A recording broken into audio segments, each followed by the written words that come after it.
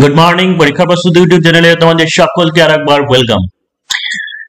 WP KP বা সামনে রেলের গ্রুপ ডির ভ্যাকেন্সি বেরিয়েছে, তো সেই সমস্ত পরীক্ষাগুলোর জন্য যাদের প্রিপারেশন হয়ে আছে, তো জেনারেল সায়েন্স থেকে আজকে কোশ্চেন, যে প্র্যাকটিস সেট যে কার কেমন কি প্রিপারেশন হয়ে আছে সেই সঙ্গে আনসার গুলো করে দেওয়ার সঙ্গেও তোমাদের এক্সপ্লেন করে দেবো যে যেখানে যাদের ডাউট আছে সেই ডাউট গুলো ক্লিয়ার হয়ে যাবে।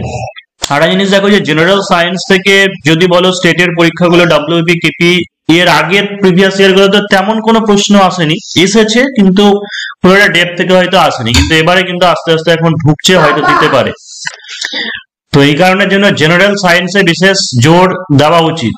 যারা পরীক্ষা প্রস্তুতি নতুন ব্যাচে যারা জয়েন হতে চাইছে, তোমরা 7794274747 এই নম্বরে হোয়াটসঅ্যাপে কন্ট্যাক্ট করে নিতে পারো। প্রিলি প্লাস মেন কম্বাইন্ড বা শুধুমাত্র যারা মেনের জন্য চাও শুধুমাত্র মেনের জন্য অ্যাডমিশন হতে পারো।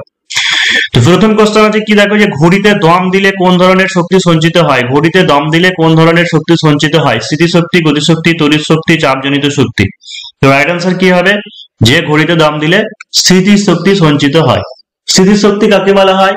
যে কোনো একটা বস্তু স্থির হওয়ার জন্য যে শক্তি লাভ করে, কোন একটা বস্তু স্থির হওয়ার জন্য যে শক্তি লাভ করে, অর্থাৎ ধরো একটা পেরেককে আমাকে পুঁততে হবে, তো সেই ক্ষেত্রে যখন হাতুড়িটা মারবো আমি, সেই ক্ষেত্রে কি করতে হবে? হাতুড়িকে কিছুটা উপর দিকে তুলতে হবে, দিয়ে বাড়ি মারলে পরে ঢুকে যাবে, অর্থাৎ পেরেকটা এখানে কি হলো, যে স্থির হয়ে গেল। তো স্থিতিশক্তির রাশিমালা যেটা হয় সেটা হচ্ছে এমজিএইচ। এমজিএইচ, এম মানে হচ্ছে বস্তুর ভর, জি জি মানে হচ্ছে কি অভিকর্ষজ ত্বরণ, আর এইচ মানে হচ্ছে কি উচ্চতা। এটা হচ্ছে স্থিতিশক্তির রাশিমালা। 2 নম্বর প্রশ্ন হচ্ছে কোনটি সর্বাধিক বিদ্যুৎ পরিবহনে সক্ষম? কোনটি সর্বাধিক বিদ্যুৎ পরিবহনে সক্ষম? ফুটন্ত জল, সমুদ্রের জল, পরিশুদ্ধ জল, সাধারণ জল। তো রাইট আনসার কি হবে? যে সমুদ্রের জল। সমুদ্রের জল তড়িৎ পরিবহনে সব থেকে বেশি সক্ষম। 3 নম্বর প্রশ্ন, সবচেয়ে বেশি স্থিতিস্থাপক পদার্থ কোনটি? সবচেয়ে বেশি স্থিতিস্থাপক পদার্থ কোনটি? কাঠ, ইস্পাত, রাবার, রূপা। তো স্থিতিস্থাপক মানে হচ্ছে কি ইলাস্টিক। স্থিতিস্থাপক মানে হচ্ছে ইলাস্টিক। ইলাস্টিক মানে আবার সেই রাবার টেনে বড় হয় ছোট হয় ওই জিনিস নয়। যে স্থিতিস্থাপকতা হচ্ছে কোনো একটা পদার্থের উপরে যদি আমরা বল প্রয়োগ করি তাহলে তার প্রতিরোধ করার ক্ষমতা যেটা, সেটাকে বলা হচ্ছে স্থিতিস্থাপকতা। তো সেই ক্ষেত্রে কি হবে? রাইট আনসার হচ্ছে ইস্পাত। ইস্পাত হচ্ছে সব থেকে স্থিতিস্থাপক পদার্থ বেশি, ইস্পাত।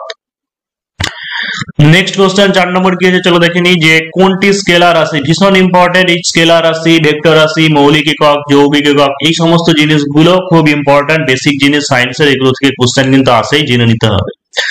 তো কোনটি স্কেলার রাশি? স্কেলার রাশি মানে কি, যে যার শুধুমাত্র মান থাকে তাকে বলা হচ্ছে স্কেলার রাশি। তো কি আছে এখানে অপশন? ভরবেগ, বল, কার্য, গতিবেগ। তো ভরবেগ দেখো, বেগ থাকা মানে কি বেগের নির্দিষ্ট দিক থাকে, তাহলে হবে না। বল, বল মানে কি? বল মানে হচ্ছে এফ সমান এম এ। ভর এবং অ্যাক্সিলারেশন, ত্বরণ আছে, ত্বরণ মানে বেগ থাকা, তাহলে হবে না। কার্য, কার্য এটাই হচ্ছে কি স্কেলার রাশি, কারণ কার্যের কোনো ডিরেকশন দিক থাকে না। কার্য, ক্ষমতা, শক্তি তিনটাই হচ্ছে স্কেলার রাশি। নেক্সট 5 নম্বর প্রশ্ন, আল্ট্রা ভায়োলেট রশ্মি কি আবিষ্কার করেন? আল্ট্রা ভায়োলেট রশ্মি কি আবিষ্কার করেন? এ অপশনই হচ্ছে রন্টজেন, বি হচ্ছে মাদাম কুরি, সি হচ্ছে আইনস্টাইন, ডি হচ্ছে জোহান উইলহেম। Johann Wilhelm. এই কোশ্চেনটা করার আগে আরেকবার বলে দিচ্ছি যে পরীক্ষা প্রস্তুতিতে এসআই, কনস্টেবল, ক্লার্কশিপ এবং হচ্ছে মিসলেনিয়াস এই সমস্ত কোর্সগুলো চলছে। যারা জয়েন হতে চাইছো তোমরা 7797427474 এই নম্বরে হোয়াটসঅ্যাপে কন্ট্যাক্ট করে দিতে পারো। যাদের এসআই বা ক্লার্কশিপ বা মিসলেনিয়াস শুধুমাত্র মেন দরকার, মেনে অ্যাডমিশন নিতে পারো। যাদের দুটোই দরকার তোমরা দুটোতেই অ্যাডমিশন নিতে পারো। তো আল্ট্রা ভায়োলেট রশ্মি কি আবিষ্কার করেন? রাইট আনসার হবে কি জন উইলহেম। দেখো কেউ যদি এটা ক্রস চেকও যদি করতে যাও তো এটা যারা জানো তারা করতে পারবে। যেমন রন্টজেন, রন্টজেন কি করেছিলেন? এক্স রশ্মি আবিষ্কার করেছিলেন। মাদাম কুরি কিসের সঙ্গে জড়িত? মাদাম কুরি হচ্ছে তেজস্ক্রিয়তার সঙ্গে জড়িত। আর আইনস্টাইন হচ্ছে আপেক্ষিকতাবাদ, তাই তো, রিলেটিভিটি থিওরি মানে হচ্ছে আপেক্ষিকতাবাদ, আইনস্টাইনের সঙ্গে জড়িত, অর্থাৎ যেটার ফর্মুলা আছে E=mc²। তো বাকি একটাই পড়ে থাকলে আল্ট্রাভায়োলেট রশ্মি আবিষ্কার করে ইউভি, সেটা হচ্ছে জোহান উইলহেম। জলে আংশিক ডোবানো দণ্ডকে বাঁকা দেখানোর কারণ কি? জলে আংশিক ডোবানো দণ্ডকে বাঁকা দেখানোর কারণ কি? প্রতিফলন, প্রতিসরণ, সমাবর্তন, ব্যতিচার। প্রতিফলন, প্রতিসরণ, সমাবর্তন, ব্যতিচার। রাইট আনসার কি হবে? যে প্রতিসরণ ধর্ম। এই যে নক্ষত্ররা মিটমিট করে, তারপরে হচ্ছে গ্লিসারিন জলের মধ্যে যদি একটা বলকে রেখে দেওয়া হয় তাহলে হচ্ছে ডুবে যাবে। ঠিক আছে, জলতল, কাঁচের পাত্রে কোনো জলতল কিছুটা নিচু দেখায়, এই সমস্ত জিনিস সেগুলো কি হচ্ছে? সব হচ্ছে আলোর প্রতিসরণ ধর্মের উদাহরণ।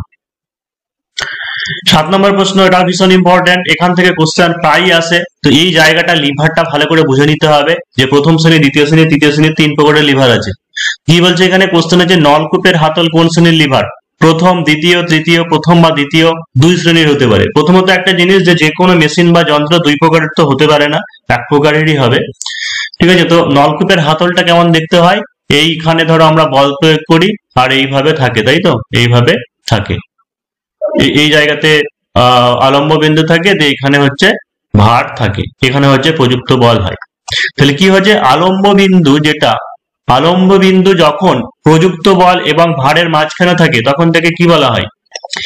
আলম্ব বিন্দু যখন মাঝখানে থাকে তখন তাকে প্রথম শ্রেণীর লিভার বলা হয়। তাই কি হচ্ছে? নলকূপের হাতল যেটা, সেটা হচ্ছে প্রথম শ্রেণীর লিভার। এবং এই ক্ষেত্রে যান্ত্রিক সুবিধা যেটা হয় সেটা হচ্ছে গ্রেটার দ্যান 1 হয়, যান্ত্রিক সুবিধা 1 থেকে বেশি হয়। সেই সঙ্গে তৃতীয় শ্রেণীর উদাহরণ এবং কার কি যান্ত্রিক সুবিধা, এইগুলো খুব ভালোভাবে দেখে নিতে হবে। নেক্সট কোশ্চেন দেখো যে 8 নম্বর, এম ভরের একটি বস্তুর বেগ হচ্ছে ভি। এম ভরের একটি বস্তুর বেগ হচ্ছে ভি। বস্তুর ভর অর্ধেক করলে এবং বেগ দ্বিগুণ করলে গতিশক্তি কত গুণ হবে? তো এইগুলো করার আগে তোমাকে রাশিমালাটা জানতে হবে যে গতিশক্তির রাশিমালা হয় হাফ mv স্কোয়ার। তাহলে কি হচ্ছে যে ভরটাকে অর্ধেক করা হচ্ছে, তাহলে এম এর জায়গায় আমি হাফ করছি, ইন্টু বেগকে দ্বিগুণ করা আছে, তাহলে দ্বিগুণ করলে কি 2 দুগুণে কত হবে? 4 হবে। তাহলে এটাকে কেটে দাও, 2 দুগুণে 4, অর্থাৎ এই হাফটা হিসেব করবে না, কারণ আমাদের ফর্মুলাটাই হচ্ছে হাফ mv স্কোয়ার। তাহলে হাফটাকে বাদ দিয়ে তারপরে যে ক্যালকুলেশনটা যেটা থাকছে যত গুণ হবে সেটাই, মানে 2 আছে, তার মানে কি দ্বিগুণ হবে গতিশক্তি। তো রাইট আনসার হচ্ছে অপশন সি, অর্থাৎ গতিশক্তি হবে দ্বিগুণ। নেক্সট 9 নম্বর প্রশ্ন আছে, নিম্নলিখিত কোন সূত্রে উষ্ণতা স্থির থাকে? নিম্নলিখিত কোন সূত্রে উষ্ণতা স্থির থাকে? এ হচ্ছে বয়েল, বি হচ্ছে চার্লস, সি হচ্ছে দুটোতেই কোনোটিতেই না। তো উষ্ণতা স্থির থাকে যেটা, সেটা হচ্ছে বয়েলের সূত্রতে। বয়েলের সূত্রটা একবার দেখে নিই, যে নির্দিষ্ট উষ্ণতায় কোন গ্যাসের আয়তন, নির্দিষ্ট উষ্ণতায়, ঠিক আছে, কোন গ্যাসের আয়তন যেটা হয় সেটা হচ্ছে চাপের সঙ্গে ব্যস্তানুপাতে পরিবর্তিত হয়। চাপের সঙ্গে ব্যস্তানুপাতে পরিবর্তিত হয় যখন টি স্থির থাকে। অর্থাৎ যদি চাপ বাড়ানো হয় তাহলে হচ্ছে আয়তন কমবে, চাপ কমালে আয়তন বাড়বে। এটাই হচ্ছে কি বয়েলের সূত্র।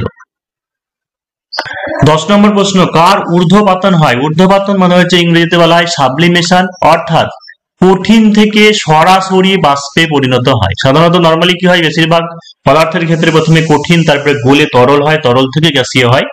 কিন্তু কি হচ্ছে যে সরাসরি কঠিন থেকে গ্যাসীয় বা বাষ্পে পরিণত হয়, তাকে বলা হয় ঊর্ধ্বপাতন। লোহা, বরফ, নিশাদল, জল। তো রাইট আনসার কি হবে? নিশাদল, কর্পূর, আয়োডিন, ঠিক আছে, এইগুলোর হচ্ছে ঊর্ধ্বপাতন দেখা যায়।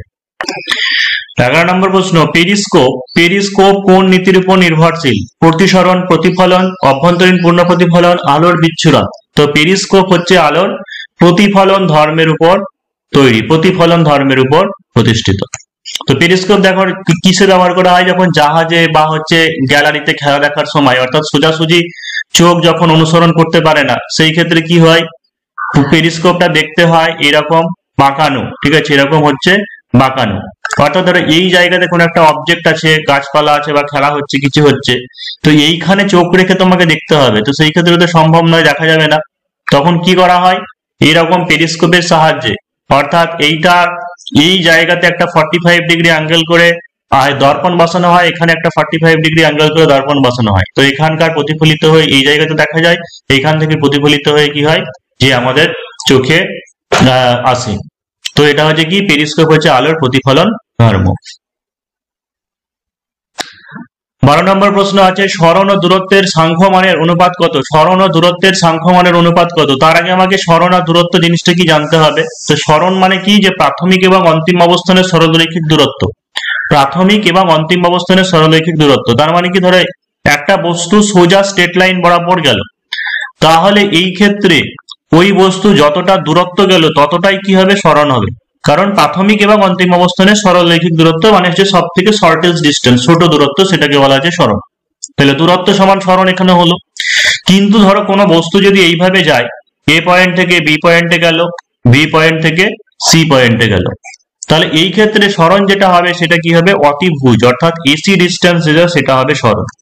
তার মানে কোনো একটা বস্তু যদি সোজা স্ট্রেট লাইন যায় তাহলে দূরত্ব সরণ সমান হবে, যদি স্ট্রেট লাইন ছাড়া অন্য যে কোনো পথে যায় তাহলে সেই ক্ষেত্রে সরণ ছোট হবে, অবশ্যই সরণ ছোট হবে, কারণ সব থেকে ছোট দূরত্বটাই হচ্ছে সরণ। তাই এই কারণের জন্য আমরা এখান থেকে কি বলতে পারি, যে সরণ লেস দ্যান ইকুয়াল টু দূরত্ব। এই কথাটার মানে কি, যে সরণ দূরত্ব হয় সমান হবে অথবা সরণ দূরত্বের থেকে ছোট হবে। ঠিক আছে, তাহলে কি করবো, সরণ ও দূরত্ব সর্বদা একের থেকে বেশি না, একের সমান বা একের কম। ঠিক আছে, এটাই হচ্ছে রাইট আনসার। কি বললাম, যে সরণ হয় সমান হবে যদি স্ট্রেট লাইন সোজা যায়, আর অথবা কি হবে, সরণ দূরত্ব থেকে ছোট হবে। তাই সরণ হচ্ছে একের সমান বা হচ্ছে কম, এটাই হচ্ছে রাইট আনসার। নেক্সট 12 নম্বর প্রশ্ন হচ্ছে, দৃশ্যমান বর্ণমালার কোন বর্ণের ন্যূনতম তরঙ্গদৈর্ঘ্য রয়েছে? দৃশ্যমান বর্ণমালার কোন বর্ণের ন্যূনতম তরঙ্গদৈর্ঘ্য রয়েছে? বেগুনি, নীল, লাল, হলুদ। বেগুনি, নীল, লাল, হলুদ। তো বেনিয়া সহকলা যেটাকে আমরা বলি, রংধনুতে যে রংগুলো দেখা যায়, বেনিয়া সহকলা নিচে থেকে করলে হচ্ছে বেগুনি, নীল, আসমানি সবুজ, হলুদ, কমলা, লাল।